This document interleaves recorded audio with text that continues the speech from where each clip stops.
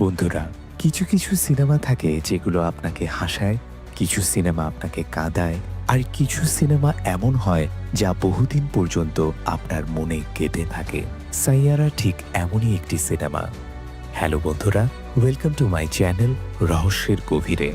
মুভির গল্প শুরু করার আগে আপনাদের কাছে একটি রিকোয়েস্ট, প্লিজ ভিডিওটি লাইক এবং শেয়ার করে দিন, এবং আমাদের চ্যানেলে যারা নতুন আছেন তারা অবশ্যই চ্যানেলটি সাবস্ক্রাইব করে আমাদের পাশেই থাকুন।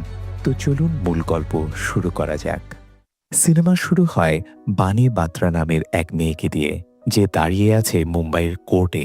ওর সমস্ত পরিবারও সেখানে উপস্থিত। সে অপেক্ষা করছে নিজের ফিয়ন্সে মাহেশের জন্য।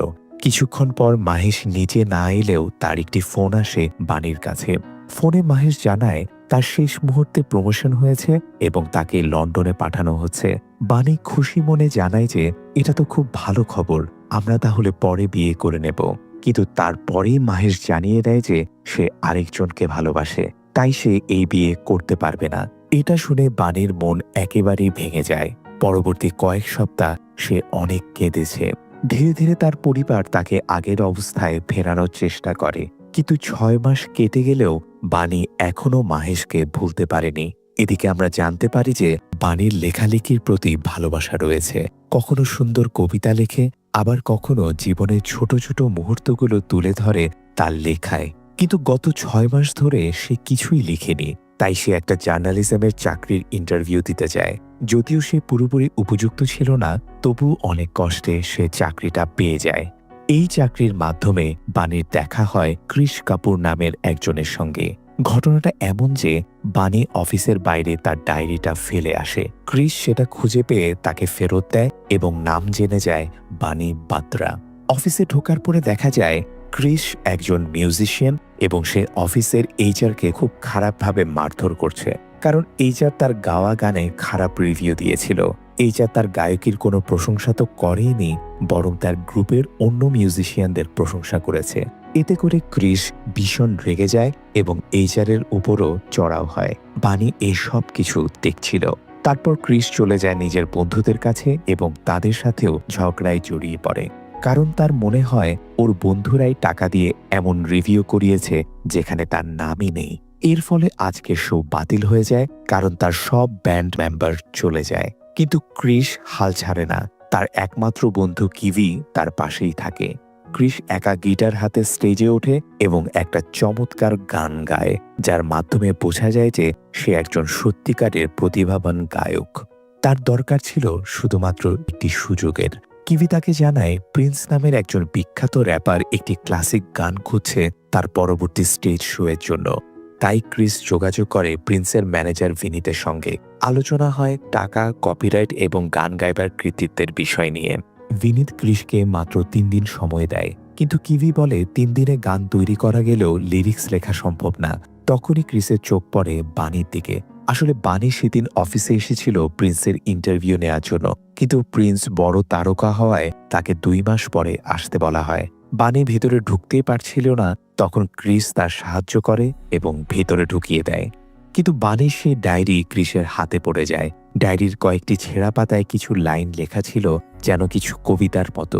সেই লাইনগুলো নিয়েই ক্রিস একটি গান বানিয়ে গেয়ে ফেলে।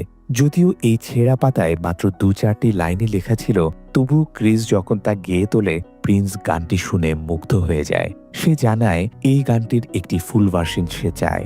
তখন ক্রিস বানিকে বলে, তুমি এই গানটা পুরোটা লিখে দাও, আর গানটা রিলিজ হওয়ার আগে সে বানির প্রিন্সের ইন্টারভিউ নেওয়ার সুযোগ করে দেবে, যেটার জন্য বানিও রাজি হয়ে যায়। এরপর রাত থেকেই তারা এই গানের কাজ শুরু করে দেয়। বানি ক্রিসের স্টুডিওতে আসে এবং লিরিক্স লেখার চেষ্টা করতে থাকে, কিন্তু কিছুতেই লিখতে পারছিল না। তার ভেতরে একটি অস্বস্তি কাজ করছিল। ক্রিস অপেক্ষা করছিল কখন সে লেখাটি শেষ করবে। বানি বলে, সব গান হুট করে লেখা যায় না, কিছু বিশেষ গান থাকে যেগুলো লিখতে সময় লাগে। যখন আমরা কোনো সুন্দর গান শুনি, তখন সেই গানের সঙ্গে আমাদের ব্যক্তিগত মুহূর্তগুলো মনে পড়ে। সেই গানগুলো আমাদের মন ছুঁয়ে যায়। কিন্তু এই গান লেখার এত প্রেশার যে আমি লিখতেই পারছি না। এই কথা শোনার পর ক্রিস তাকে নিয়ে যায় একটি ছোট ক্রিকেট কোর্টে। সেখানে সে বুঝিয়ে বলে, ক্রিকেটেও চাপ থাকে।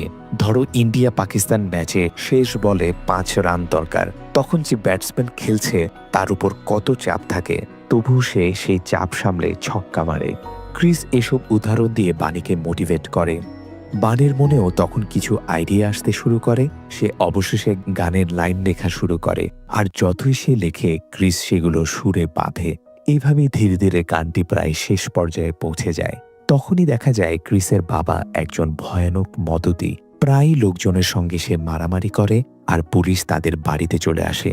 জানা যায় ক্রিসের মা আর বেঁচে নেই, আর তার বাবা আলাদা থাকেন। তাদের সম্পর্ক ভালো না, তবু ক্রিস বাবাকে ভালোবাসে, আর এইসব ব্যাপার বানির চোখেও পড়ে।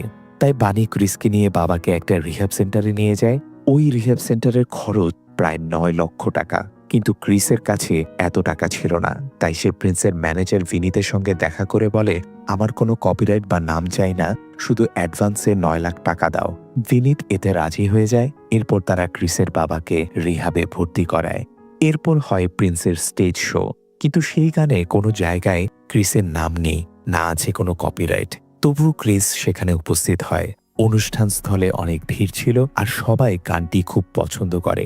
সেখানে বানিও আসে, কারণ সে জানত ক্রিস অবশ্যই আসবে। শো এর মাঝে তারা একে অপরকে খুঁজে পায় এবং জড়িয়ে ধরে, কারণ শুধু তারাই জানে এই গানটার জন্য তারা কত পরিশ্রম করেছে। এরপর থেকে তারা একসঙ্গে জীবন উপভোগ করতে থাকে এবং ধীরে ধীরে একে অপরকে ভালোবেসে ফেলে। কয়েকটা সুন্দর দিন কাটানোর পর ক্রিস একদিন বানিকে নিজের পুরনো বন্ধুদের কথা বলে, যাদের সঙ্গে তার ঝগড়া হয়েছিল কয়েক মাস আগেই। ক্রিস জানায় সে কেবল একজন গায়ক। তার লিরিক্স লেখার জন্য বানি আছে ঠিকই, কিন্তু তার মিউজিক প্লে করার মতো কোনো ক্রু মেম্বার নেই। তখন বানি তাকে মোটিভেট করে। সে বলে, তোমার বন্ধুদের দরকার, ওদের ছাড়া তুমি নিজের জন্য কিছুই করতে পারবে না। এই কারণে ক্রিস তৎক্ষণাৎ নিজের সব পুরনো ব্যান্ড মেম্বারদের কাছে গিয়ে তাদের কাছে ক্ষমা চায়। সে বলে, এবার আমরা এমন কিছু করব যা অনেক বড় হবে, কারণ আমাদের কাছে এমন কিছু আছে যার মাধ্যমে আমরা অনেক ভালো গান তৈরি করতে পারবো। এরপর থেকে বানি ব্যান্ডের সঙ্গে কাজ শুরু করে এবং সে দারুণ সব লিরিক্স লেখা শুরু করে দেয়। এখন তারা মিলে গান তৈরি করতেও শুরু করে দেয়। এই নতুন গানের জন্য ক্রিস ও তার টিম খুব পরিশ্রম করে। অবশেষে গানটি যখন রেকর্ড করে ইউটিউবে আপলোড করা হয়, তখন সেটি প্রথম দিনেই ভাইরাল হয়ে যায় এবং এই সাফল্যের পুরো কৃতিত্ব যায় বানির ঝুলিতে। কারণ গান তো আগেও বানাচ্ছিল তারা, কিন্তু ভাইরাল হতো না। তাদের ভালো লিরিক্স রাইটার ছিল না। এখন বানির লেখা গান ভাইরাল হওয়ায় তারা সবাই আনন্দে উৎপেল হয়ে পড়ে। বানি আর ক্রিস তখন একে অপরের আরো কাছাকাছি চলে আসে, আবেগে একেবারে সংযুক্ত হয়ে পড়ে। একদিন যখন ক্রিস বানিকে তার বাড়ি পৌঁছে দিতে আসে, তখন বানির পরিবার তাদের একসঙ্গে দেখে ফেলে। তারপর বানির মা প্রচণ্ড রেগে গিয়ে বানিকে বকাঝকা করে, কারণ কয়েক মাস আগেই সে ডিপ্রেশনের মধ্যে দিয়ে গেছে। বানির মা জানায়, যখন তুমি ডিপ্রেশনে ছিলে তখন পুরো পরিবার তোমার সঙ্গে কষ্ট পেয়েছে। এবার যদি তুমি আবার কোনো ভুল সিদ্ধান্ত নাও, তবে আমরা কেউ আর সেটা নিতে পারবো না। এই কথাগুলো ক্রিসও শুনে ফেলেছিল, কারণ সে বানির ব্যাগ ফেরত দিতে এসেছিল। সে সব কথা শুনে স্তব্ধ হয়ে যায়। অন্যদিকে এত সব কথা শুনে বানি জ্ঞান হারিয়ে ফেলে। তাকে সঙ্গে সঙ্গে হাসপাতালে নিয়ে যাওয়া হয়। ক্রিসও ছুটে আসে হাসপাতালে, কিন্তু বানির মা তখনও রেগে আছে। তিনি ক্রিসকে বলেন, তুমি যদি ওকে সত্যিই ভালোবাসো তাহলে বিয়ে করো, না হলে পুরোপুরি তার থেকে দূরে সরে যাও। এবার কিন্তু আমি আর কিছু সহ্য করব না। এই কথা শুনে ক্রিস হাসপাতালে বানির সামনে এসে বলে, চলো আমরা বিয়ে করি। কিন্তু বানি তখন বলে, বিয়ে এত সহজ নয়, এটা অনেক বড় একটা দায়িত্ব। এখন তোমার সুপারস্টার হওয়াটা জরুরি। বিয়ে তো আজকাল যে কোনো সময় করা যায়, কিন্তু তোমার স্বপ্নগুলো পূরণ হওয়া দরকার। আমি চাই না তুমি তোমার স্বপ্নের জায়গায় আমাকে বসাও, কারণ তোমার ভবিষ্যৎ অনেক উজ্জ্বল। এরপর 2 দিন পর বানি হাসপাতাল থেকে ছাড় পায়। সে সুস্থ হতে থাকে। অন্যদিকে ক্রিস যায় গোয়া তার বন্ধুদের সঙ্গে, কারণ তারা একটি ট্রাভেল ভিডিও শুট করতে যাচ্ছিল। গোয়ায় গিয়ে তারা দেখে যে তাদের ভিডিও ভাইরাল হয়ে গেছে। চারদিক থেকে মানুষ তাদের ঘিরে ফেলেছে, অর্থাৎ ক্রিস এখন সত্যিকারের সুপারস্টার হয়ে গেছে। এদিকে হাসপাতাল থেকে ছাড়া পেলেও বানিকে আবার কিছু টেস্টের জন্য ডাকা হয়। তখন টেস্ট রিপোর্ট থেকে জানা যায় বানির অ্যালজাইমার হয়েছে। ধীরে ধীরে সে সবকিছু ভুলে যাচ্ছে। বানি নিজেও লক্ষ্য করছিল সে ভুলে যাচ্ছে অনেক কিছু, কিন্তু সে জানতো না এটা অ্যালজাইমারের লক্ষণ। আর এই রোগের কোনো চিকিৎসাও নেই। ডাক্তার তাকে বলে, এখন থেকে তোমাকে খুব সাবধানে থাকতে হবে, প্রথমেই পরিবারকে বলতে হবে। কিন্তু এই কথা শুনে বানি পুরোপুরি ভেঙে পড়ে। ঠিক তখনই ক্রিস এসে উপস্থিত হয়। সে বানিকে জানায়, আমি এখন সুপারস্টার, গোয়ার মানুষ আমাকে অনেক ভালোবাসা দিয়েছে। বানি চায় তাকে অ্যালজাইমারের কথা বলতে, কিন্তু ক্রিসের এই খুশি দেখে সে কিছুই বলতে পারে না। পরদিন বানি অফিসে জয়েন করে, কিন্তু মাথার মধ্যে শুধু একটা কথাই ঘুরতে থাকে, অ্যালজাইমার। অফিসে সে মাহেশকে দেখতে পায়। মাহেশকে দেখে তার পুরনো সব স্মৃতি ফিরে আসে, কিন্তু সে কিছুই বলে না। এরপর সে ক্রিসের কাছে যায়, আর ক্রিস জানায়, আমার এখন দিল্লিতে একটা কনসার্ট করতে হবে বন্ধুদের সঙ্গে। এটা আমাদের জীবনের সবচেয়ে বড় সুযোগ। কিন্তু এখানেও বানি এখনো কিছুই বলেনি ক্রিসকে তার রোগ সম্পর্কে। বানি জানতো যদি সে এখন ক্রিসকে সবকিছু জানিয়ে দেয়, তাহলে সে কখনোই এই কনসার্ট করতে রাজি হবে না। এই অবস্থায় ক্রিস বেরিয়ে পড়ে এয়ারপোর্টের দিকে, আর বানি চলে যায় তার অফিসের একটা পার্টিতে। কিন্তু সেই পার্টিতে গিয়েই আবার দেখা হয় তার মাহেশের সঙ্গে। আর মাহেশকে দেখেই যেন বানির সব পুরনো স্মৃতি ফিরে আসে। সে যেন আবার চলে যায় সেই সময় যখন তাদের বিয়ে হতে যাচ্ছিল। সেই মুহূর্তে বানি মহেশকে বলছিল, আমরা দুজনেই তো বিয়ে করব, তাই না? কিন্তু মহেশের মনে তখন অন্য খেলা চলছিল। সে চাইছিল বানির সুযোগ নিয়ে কিছু করতে, কিন্তু আজ পরিস্থিতি একটু অন্যরকম। মহেশের স্ত্রীও পার্টিতে উপস্থিত ছিল। তবুও বানি তখন মাহেশের সামনে ভেঙে পড়ে, কাকুতি মিনতি করতে থাকে। তখনই মাহেশ রেগে গিয়ে তাকে চিৎকার করে ধমক দেয় আর পার্টি থেকে বের করে দেয়। বানি তার ব্যাগটাও পার্টিতে ভুলে ফেলে রেখে আসে। ফলে তখন ক্রিস তাকে ফোন করে, তখন সেটা রিসিভ করে একজন সিকিউরিটি গার্ড। সেই গার্ড পুরো ঘটনা ক্রিসকে জানিয়ে দেয়। এই খবর শুনে ক্রিস নিজের ফ্লাইট মিস করে সোজা ছুটে যায় সেই পার্টি ভ্যানের দিকে। সেখানে গিয়ে বানির ফেলে যাওয়া ব্যাগটি তুলে নেয়, আর তখনই তার চোখে পড়ে ব্যাগে থাকা অ্যালজাইমারের রিপোর্ট। সব জেনে ফেলে সে এখন বুঝতে পারে বানির আচরণ কেন এমন ছিল।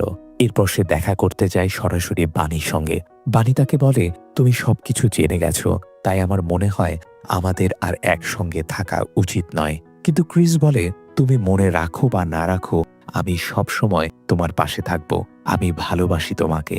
এদিকে বানির পরিবারও জানতো এখন সবকিছু। তারা আবার ডাক্তারের কাছে যায়। ডাক্তার বলে, এখন থেকে ওকে একটা স্ট্রিক্ট রুটিন মেনে চলতে হবে, আর থাকতে হবে একটা শান্ত পরিবেশে, যেমন পাহাড়ের কোলে বা সমুদ্রের ধারে। এই পরিবেশ ওর জন্য একটা থেরাপি হবে। এই কথা শুনে ক্রিস সিদ্ধান্ত নেয় সে বানিকে সমুদ্রের ধারে নিয়ে যাবে। তারা চলে যায় আলিবাগে আর থাকতে শুরু করে সমুদ্রের পাড়ে।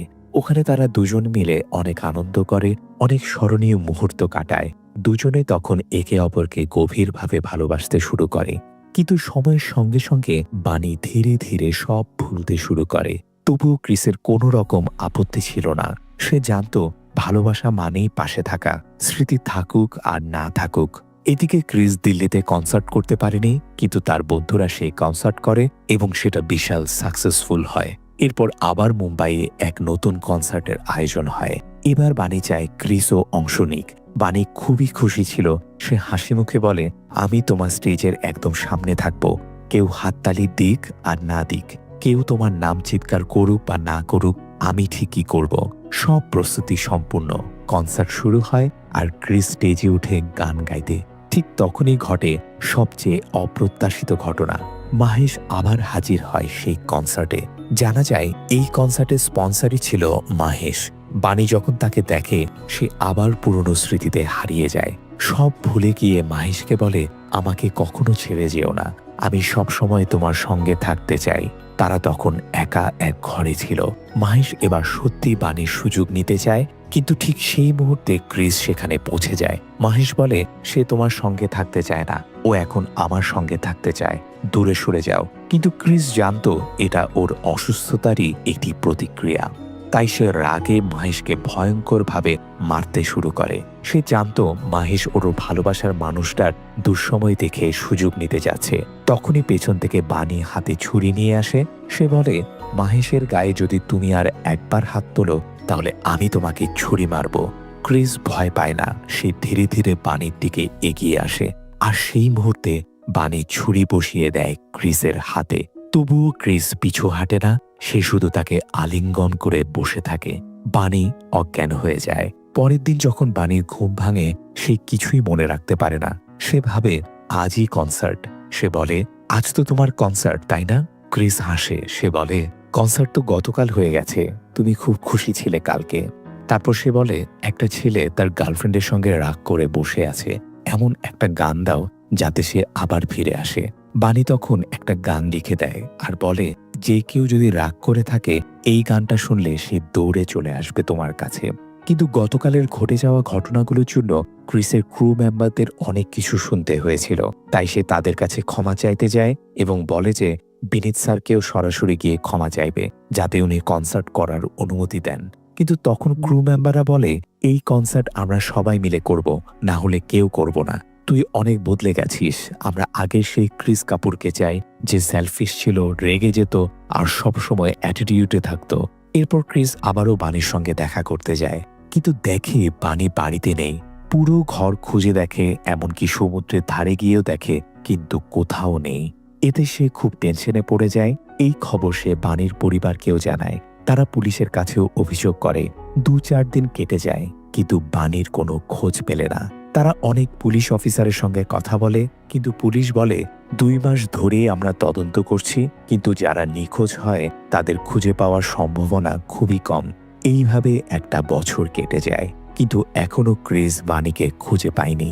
সে এখনো বানিকে ভুলতে পারেনি। আগের মতোই গভীরভাবে সে বানিকে ভালোবাসে।